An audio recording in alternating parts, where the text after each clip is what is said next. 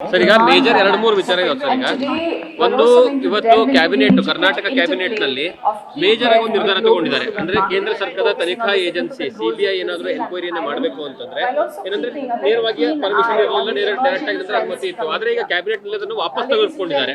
ಹಾಗಾಗಿ ಅದ್ರ ಬಗ್ಗೆ ನಿಮ್ ರಿಯಾಕ್ಷನ್ ಸರ್? ಮೊದಲನೇದಾಗಿ ಕಾಂಗ್ರೆಸ್ ಪಾರ್ಟಿ ಮತ್ತು ಸಿದ್ದರಾಮಯ್ಯನವರು ಸಂಪೂರ್ಣವಾಗಿ ಭಯಭೀತರಾಗಿದ್ದಾರೆ. ಆ ಭಯದ ಕಾರಣದಿಂದ ಈ ರೀತಿ ಅತ್ಯಂತ ಒಂದು ಕ್ಷುಲ್ಲಕವಾದಂಥ ರಾಜಕಾರಣವನ್ನು ಮಾಡೋ ಪ್ರಯತ್ನವನ್ನು ಮಾಡ್ತಾ ಇದ್ದಾರೆ. ನಾನು ಹೇಳಲಿಕ್ಕೆ ಬಯಸ್ತೀನಿ, ನಿನ್ನೆ ಸಿದ್ದರಾಮಯ್ಯನವರು ನಿಮ್ಮ ಪಾರ್ಟಿಯಲ್ಲಿ ಕರ್ನಾಟಕದಲ್ಲಿ ಯಾರಾದರೂ ಒಬ್ಬರಾದರೂ ಭ್ರಷ್ಟಾಚಾರ ಇಲ್ಲದಾರದಂಥವರು ಇದ್ದರೆ ನಾನು ನಿಮ್ಗೆ ಸನ್ಮಾನ ಮಾಡ್ತೀನಿ ಅಂತ ಹೇಳಿದ್ದಾರೆ. ಸಿದ್ದರಾಮಯ್ಯನವರೇ, ನೀವೇ ದೊಡ್ಡ ಭ್ರಷ್ಟಾಚಾರಿ. ನೀವೇನು ಮಾತಾಡ್ತೀರಿ ನೀವು?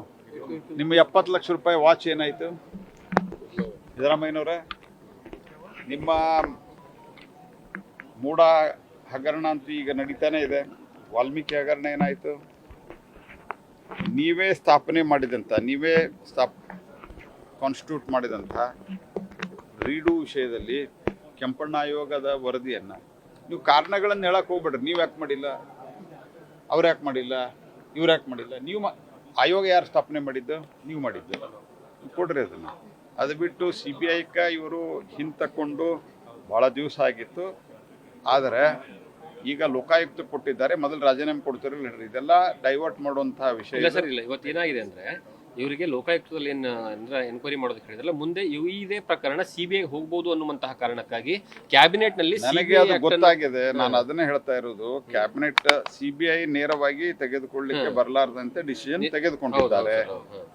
ನಾನು ಹೇಳೋದು, ಮೊದಲು ನೀವು ರಾಜೀನಾಮೆ ಕೊಡ್ರಿ. ಲೋಕಾಯುಕ್ತ ಮಾಡ್ಬೇಕಂದ್ರೆ ನೀವು ರಾಜೀನಾಮೆ ಕೊಡ್ರಿ. ಲೋಕಾಯುಕ್ತ ADGಯನ್ನ ಈಗ ಇತ್ತೀಚೆಗೆ ಸಿದ್ದರಾಮಯ್ಯನವರು ಪೋಸ್ಟ್ ಮಾಡಿದ್ದಾರೆ. ಅವರಿಗೆ ಗೊತ್ತಾಗೆ ಪೋಸ್ಟ್ ಮಾಡಿದ್ದಾರೆ ತಮಗೆ ಬೇಕಾದವ್ರನ್ನ ಅಂತ ನನಗಿರುವಂಥ ಮಾಹಿತಿ. ಆದ್ದರಿಂದ ಇದು ತಮ್ಮನ್ನ ತಾವು ರಕ್ಷಿಸಿಕೊಳ್ಳಲಿಕ್ಕೆ, ಭ್ರಷ್ಟಾಚಾರದಿಂದ ರಕ್ಷಿಸಿಕೊಳ್ಳಲಿಕ್ಕೆ ಮಾಡಿರುವಂಥ ಒಂದು ದೊಡ್ಡ ಪ್ಲಾನ್ ಇದೆ. ಇನ್ನೊಂದು, ರಾಜ್ಯಪಾಲರಿಗೆ ಏನಾದ್ರೂ ಮಾಹಿತಿ ಹೋಗ್ಬೇಕಿತ್ತು ಅಂತಂದ್ರೆ ನೇರವಾಗಿ CS ಕಡೆಯಿಂದ ಹೋಗ್ತಾ ಇತ್ತು. ಆದ್ರೆ ಈಗ ಕ್ಯಾಬಿನೆಟ್ ಅಲ್ಲಿ ಅದರ ಬಗ್ಗೆ ಮಾಹಿತಿ ಕೊಟ್ಟು ತದನಂತರ ಕ್ಯಾಬಿನೆಟ್ ಮೇಲೆ ನಂತರ ರಾಜ್ಯಪಾಲರಿಗೆ ಕೊಡಬೇಕು ಅಂತ ಇವತ್ತು ನಿರ್ಣಯ ತಗೊಂಡು ರಾಹುಲ್ ಗಾಂಧಿ ಅವರು ಇದರ ಬಗ್ಗೆ ಉತ್ತರ ಕೊಡ್ಲಿ.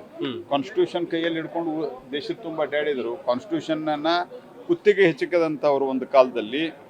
ಇವತ್ತು ಇವರು ಕಾನ್ಸ್ಟಿಟ್ಯೂಷನ್ ಹಿಡ್ಕೊಂಡು ಅಡ್ಡಾಡಿದ್ರು. ಇವತ್ತು ರಾಜ್ಯಪಾಲರು ಒಂದು ಕಾನ್ಸ್ಟಿಟ್ಯೂಷನಲ್ ಹೆಡ್. ಅವರಿಗೆ ನಾವು ಮಾಹಿತಿ ಕೊಡೋದಿಲ್ಲ ಅಂತಂದ್ರೆ ಇದೊಂದು ಪ್ರಜಾಪ್ರಭುತ್ವ ವಿರೋಧಿ, ಸಂವಿಧಾನ ವಿರೋಧಿ ನಡೆ.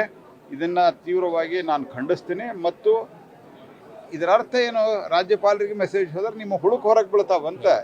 ನೀವೇನು ಕಳ್ಳತನ ಮಾಡಿದ್ದೀರಿ, ಆ ಕಳ್ಳತನ ಹೊರಗೆ ಬೀಳುತ್ತೆ ಅಂತ ಈಗ ಮಾಡ್ತಾ ಇದ್ದೀರಿ.